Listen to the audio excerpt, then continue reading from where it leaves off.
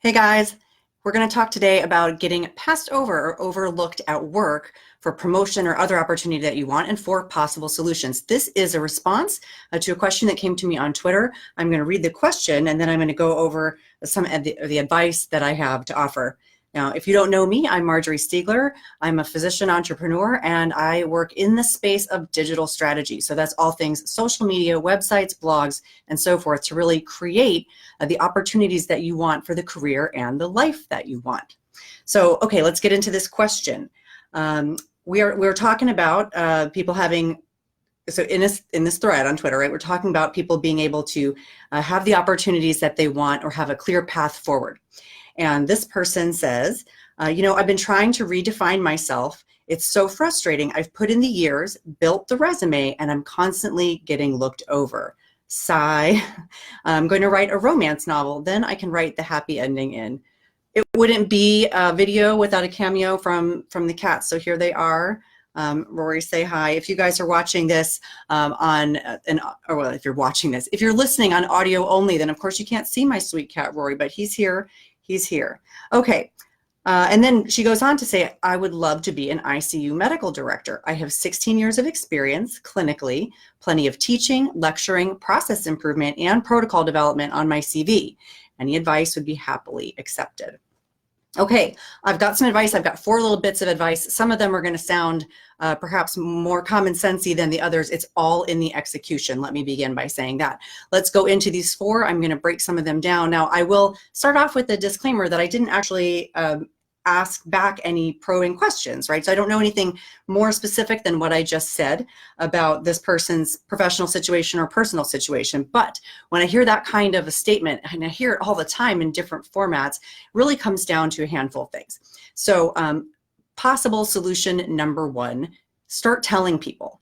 So presumably, if you're getting overlooked at work, I hope that your direct boss knows about your ambitions.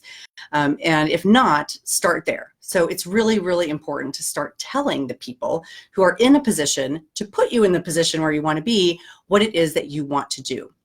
This has a couple things for you. Number 1, of course, people need to know about your interests. So you should tell not only your boss, but everybody else who will listen. You should tell people at other institutions, especially if you're open to moving. You should tell people at your meetings. You should tell people in your social circles. You should tell your mom and dad. You should just tell everybody that you can what it is that you want, because the world is small and opportunities are going to open up and somebody is going to think of you. So start telling people.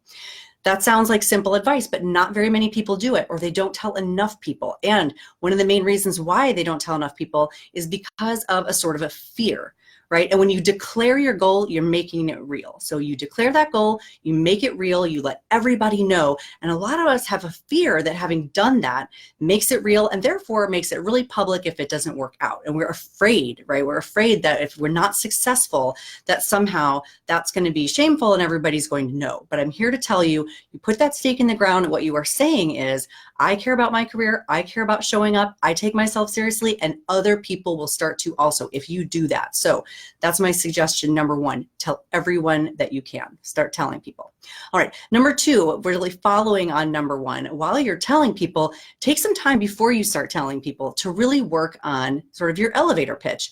I mean, it's okay tonight to just start telling everyone you want to be an ICU director, but you should start to really think about sort of the quick and dirty of why it is that you want to do that, what the credentials are that you have to successfully be a good candidate for doing that, what you bring to the table. So on my blog and on my Facebook videos and other resources that I am calling this professional branding. And so I have a lot of resources about this already. So I'm not going to rehash everything, but I'm going to just give you kind of in a nutshell. This is also something that we do like hands-on and personal in a deep dive at the Transformed retreat. So if you're lucky enough to be listening to this while registration is still open, you may want to think about coming to that if you're a female physician. Otherwise, just listen to the advice. So you should be talking about who you are, right? So the professional branding or the elevator pitch has a few components. The first one is who you are. This is not your name really, it's sort of who you are based on credentials. So this person mentions that they have 16 years of experience teaching, lecturing, process improvement, protocol development, potentially where you trained might be of relevance. All of those things, it's sort of who you are really from the credentials view is really important. So your elevator pitch and your professional brand package includes who you are, and that's what I mean by that, and then who or what you intend to serve. So if you were, going to open a business like a restaurant or something, you would want to identify your clientele. Is it going to be a fancy place? Is it fast food? So you want to be an ICU medical director. It's important to kind of know what sort of customer, and by customer, I mean the person who's going to hire you. So who's going to hire you? Because that is the person that you need to start gearing everything towards, right? The person who is going to hire you, or the person who can network to get you into that position.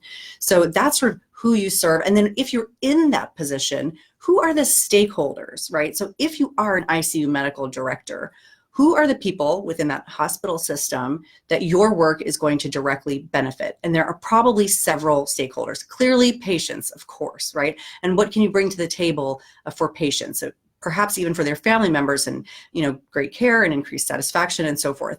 Also, there will be the stakeholders, the executives in the hospital, right? What are their needs that you can fill in your role? So kind of who are you serving, and keeping those people in mind when you articulate, because nobody's going to give you a job because you want a job.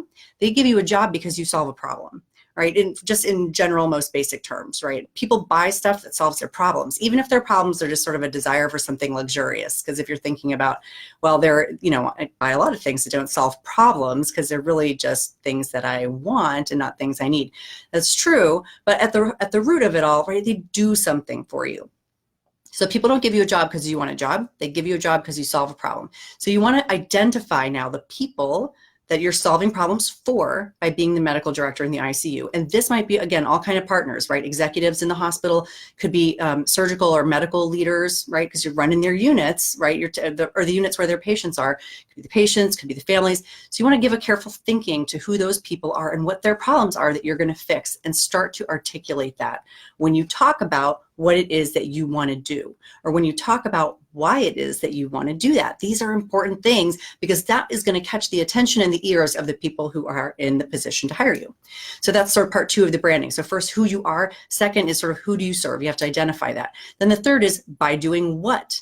And that's an extension here, right? So once you know what it is that the executives want, and that the patients want, and that the families want, and that the medical and surgical leaders want, then you can articulate which of those things you intend to do. And you may not want to do all of them because your idea, your vision may be different from some, right? So you're going to want to say with passion what your plan is, but you're also going to want to be sure to really articulate how you're going to solve the problems of those particular stakeholders, if indeed you are going to. And if you're going to do something that is a little different from what you think they envision, you should still find a way to frame it in some words that do sound like they solve their problem, because I have faith that you will, right? Once you get there and you implement, we all know that sometimes change comes, people don't really like it, they're afraid of it, but it ends up being the right thing. So you just want to be careful with your language though, and the words that you choose to describe what you're going to do.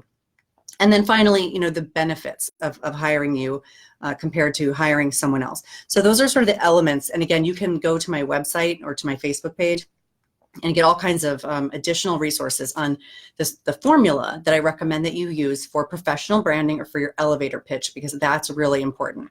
So as a reminder, I said one of the first solution here for being passed over is to put your stake in the ground and start telling everyone what you want to do, everyone. And the second is to be able to really crisply, in just a few seconds, say who you are and why you are in the right, why you're the right person for the job, and what you're going to do there, and how you're going to make it better for the key stakeholders who will be the people who will decide whether or not to give you that job.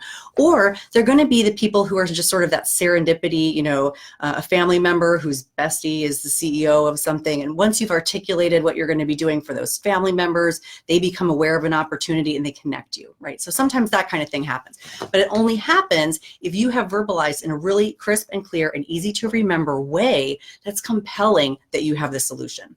So that's another thing. So again, get more resources on that. Spend some time thinking about it, write it down, follow the formula. If you want to do it one-on-one, come to Transform.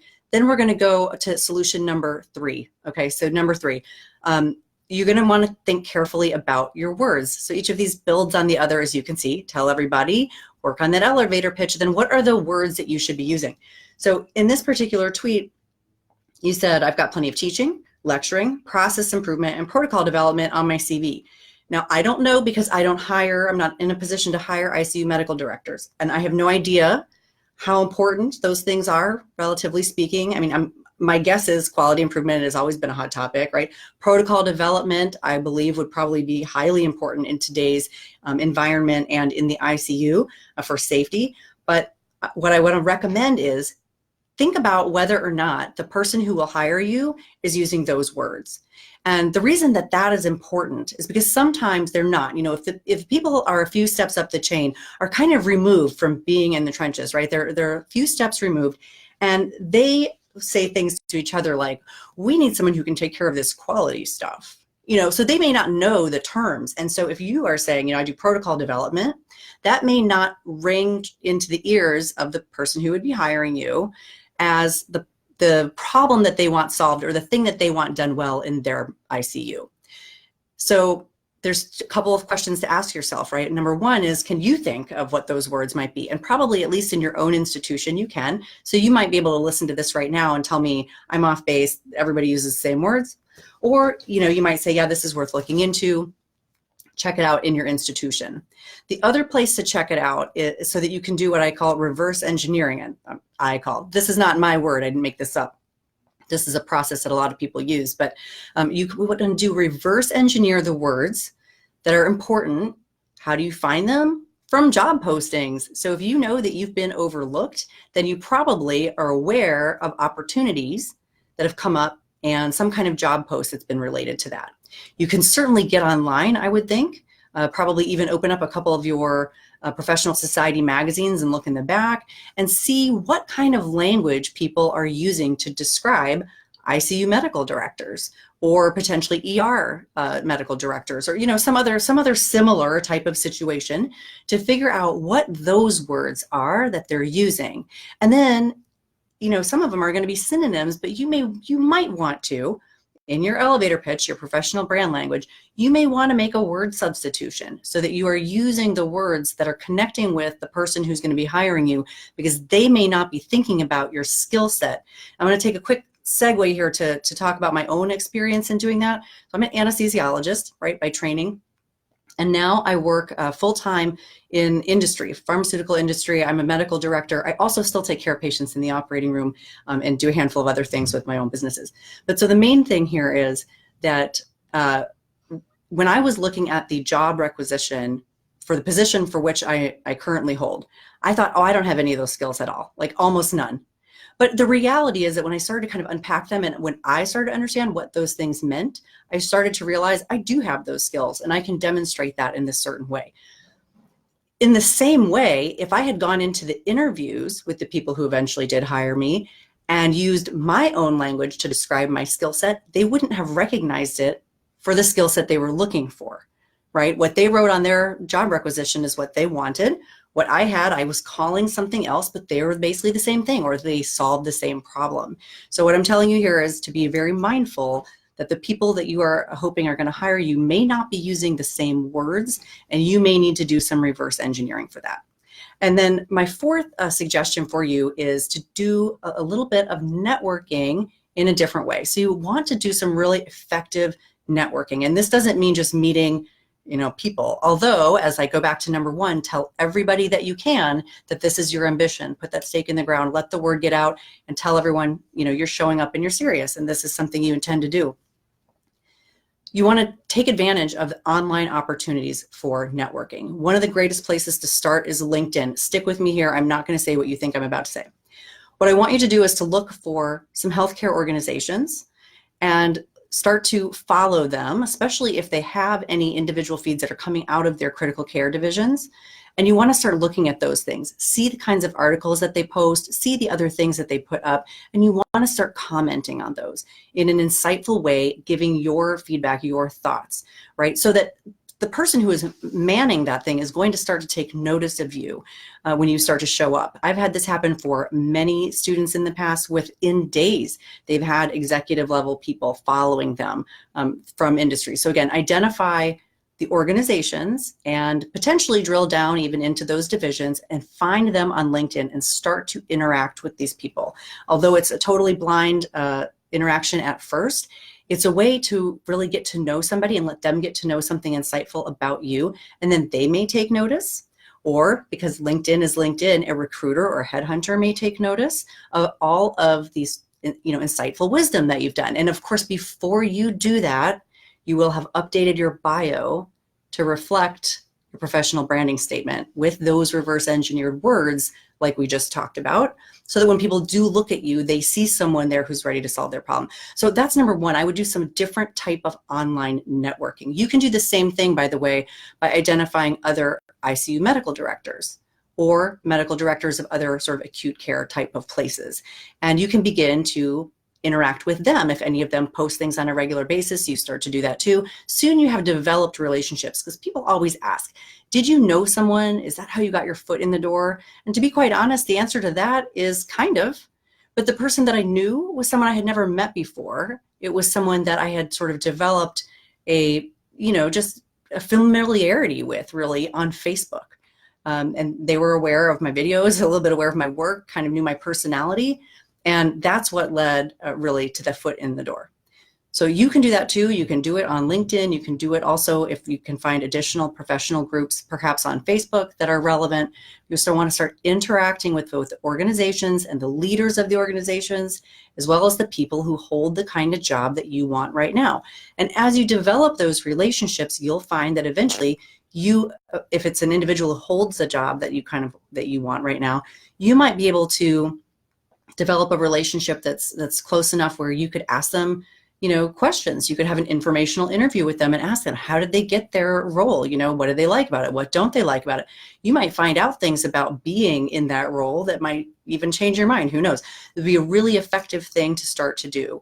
And then the second way that you can network, I think, is in a face-to-face. So this is person to person. So I just kind of gave a broad brush strategy for online, but then person to person. And again, we have a formula for doing this that we get into at Transformed, but you can do it really any way that you want. I think that the backbone of this is, although it's essentially a cold call, right? This is you reaching out to someone that you don't know right now and basically saying, hey, I'd love to sit down with you and pick your brain a little bit about how you got to be wherever it is that you are. And ideally, of course, that would be relevant to the position that you're seeking.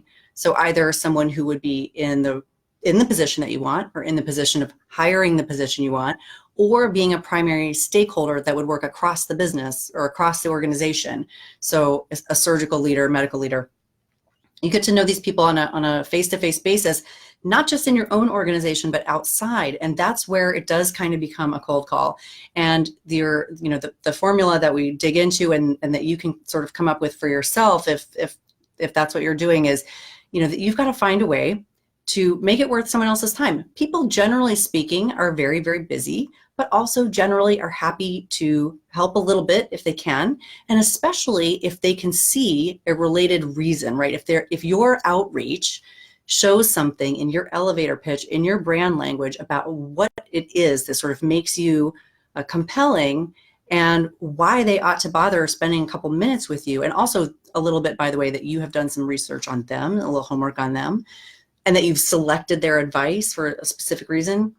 If you can communicate that, most people will likely meet with you. So these are strategic networking pathways, both online and face-to-face, that are going to get you a bigger network of people that are either in the position that you want to have now, which is an important professional group to get to know, or in the position of a stakeholder or the person who does the hiring. And you want to be front and center on all of these people's radar, and you want to be on their radar using the words that they use to describe the problems that they want solved. And you want to do that in a way that's crisp and clean and connected to a professional brand that also explains you as a person and you with your credentials and how you're going to solve all these problems for everybody. And then, as you can see, I'm working backwards now to solution number one. You're going to tell everybody that you know that this is your ambition. everybody, aunts, uncles, neighbors, and professional folks as well, because you never know who's going to know when the opportunity comes up. But if you aren't telling people, I mean, the obvious is to tell your boss, but if you aren't telling people, then they're not going to think of you for that role. And if you aren't telling people with an elevator pitch that's clean and that's memorable, and that someone who's only just met you could go tell someone else, right? To say, oh, I met someone who has that skill set. Here's a little bit about them, that they could remember that, and that they'll be using the words that are going to resonate, and that you're going to ever increase your professional circle. Those are 4 possible solutions. So if you feel like you have the credentials, you have the skill set, you've been building it, and you feel like you keep getting overlooked at work, these are 4 possible solutions that you can institute. And that is the answer to Dr. Becky's question on Twitter. So I'm going to go ahead and post this. I'm more than delighted to have your comments, especially if you're watching on the replay. Please know I will see them. I will come back. If you're listening to this on audio, please know that you can come visit me on Facebook and leave comments and questions, because all of the videos also live there. And I will get happy to hear your feedback, and I'm happy to answer additional questions that you have. Plus, I'd love to know if these things have worked for you. So if you've tried them and they've worked out, let me know. If you've tried them and they didn't work out, let me know. So that's it. And with the next question and answer, I'll be back here, same place next week. Bye for now.